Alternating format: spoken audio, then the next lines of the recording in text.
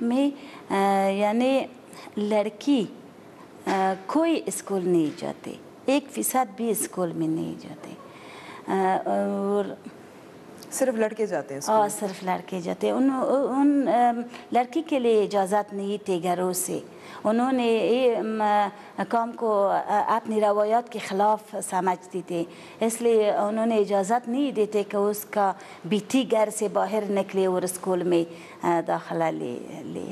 تو جب آپ نے ان کو پڑھانے کا سوچا تو کیا مشکلات تھیں؟ کس طرح سے آپ کو لوگوں سے لڑنا پڑا یا سمجھانا پڑا؟ پہلا اپنے گھر والوں سے مشورہ کیا، اور اس کی اجازت کے بعد وہ معاشرے کے بڑے لوگوں کے ساتھ مشورہ کیا، اور اس کے بعد میں نے ان لوگوں کا اس بات پر راضی کیا کہ وہ اپنی بچے یعنی ایک سواد یا علم اصول کے لیے اجازت دے، اور ایک چھوٹی سی خیمے کے نیچے میں ان کے لیے تعلیمی پروگرام شروع کیا۔ پہلا کیا وجہ ہے کہ آپ استاد بنی؟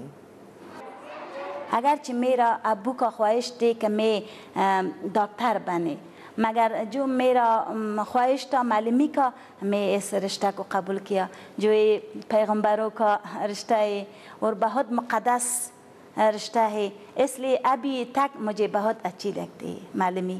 آپ ایک دو ایسے بچیوں کی کہانی بتا سکتی ہیں جن کو آپ نے مدد کی ہو، جن کی زندگی میں فرق پڑا ہو پڑھائی کی وجہ سے؟ میرا 3 شاگرد ہے جو انہوں نے 7ویں تک انہوں نے تعلیم کیا یہ افغان مہاجرین کیمپ میں، اس کے بعد اس کا شادی ہوئی اور وہ چلے گئے قندوز صوبے میں۔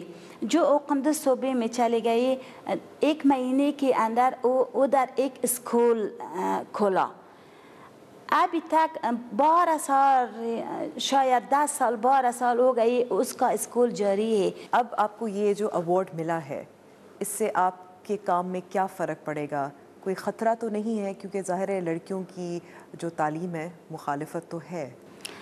ابھی تک کسی نے مخالفت نہیں کیا، اس کے بعد مجھے کیا معلوم ہے کہ لوگ میرے بارے کیا سوچیں گے، مگر ایک بات میرا دل میں بھی ہے، زبان میں بھی، کہ میں بچوں کے لیے تعلیم دیں گے، اور تعلیم ضروری ہے۔